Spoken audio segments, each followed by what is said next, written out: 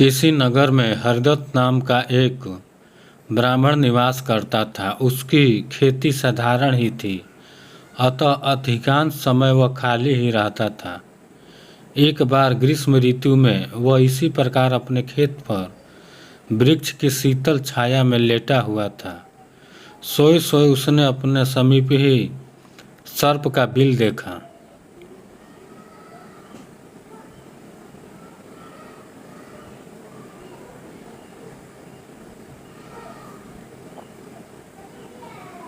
उस पर सर्प फन फैलाए बैठा था। उसको देखकर वह ब्राह्मण विचार करने लगा कि हो न हो यह मेरी क्षेत्र का देवता है। मैंने कभी इनकी पूजा नहीं की, अतः मैं आज अवश्य इनकी पूजा करूंगा।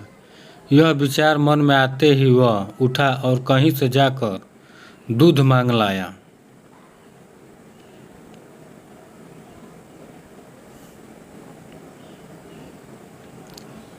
उसे उसने एक मिट्टी के बर्तन में रखा और बिल के समीप जाकर बोला, हे क्षेत्रपाल, आज तक मुझे आपके विषय में मालूम नहीं था, इसलिए मैं किसी प्रकार की पूजा अर्चना नहीं कर पाया।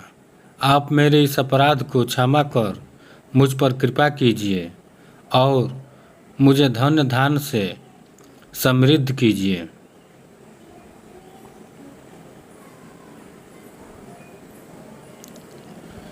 इस प्रकार प्रार्थना करके उसने उस दूध को वहीं पर रख दिया और फिर अपने घर को लौट गया। दूसरे दिन प्रातःकाल जब वो अपने खेत पर आया तो सर्वप्रथम उसी स्थान पर गया। वहाँ उसने देखा कि जिस बर्तन में उसने दूध रखा था उसमें एक स्वर्ण मुद्रा रखी हुई है। उसने उस मुद्रा को उठाकर रख लिया। उस दिन भी उसने उसी प्रकार सर्प की पूजा की और उसके लिए दूध रखकर चला गया। अगले दिन प्रातःकाल उसको फिर एक स्वर्ण मुद्रा मिली। इस प्रकार अब नित्य वह पूजा करता और अगले दिन उसको एक स्वर्ण मुद्रा मिल जाया करती थी।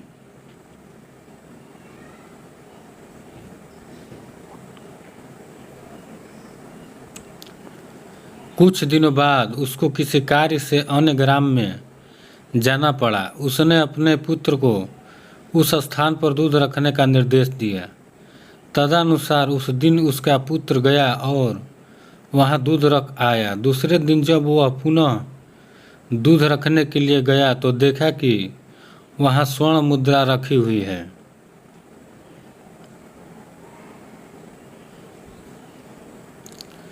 उसने उस मुद्रा को उठा लिया और मन ही मन सोचने लगा कि निश्चित ही इस बिल के अंदर स्वर्ण मुद्राओं का भंडार है। मन में यह विचार कर आते ही उसने निश्चय किया कि बिल को खोदकर सारी मुद्राएं ले ली जाए। सर्प का भय था, किंतु जब दूध पीने के लिए सर्प बाहर निकला तो उसने उसके सिर पर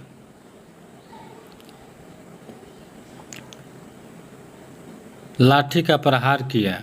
इससे सर्प तो नहीं मरा और इस प्रकार से क्रुद्ध होकर उसने ब्राह्मण पुत्र को अपने विष भरे दांतों से काटा कि तत्काल ही उसकी मृत्यु हो गई। उसके संबंधियों ने उस लड़के को वहीं उसी खेत में जला दिया।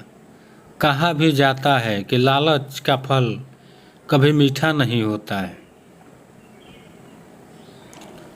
सीख, लालच बुरी बला है। दोस्तों, मैं आपके लिए ऐसे ही अच्छी अच्छी कहानियाँ लाता रहूँगा। अगर कहानी अच्छी लगी तो लाइक कीजिए, सब्सक्राइब कीजिए और शेयर कीजिए।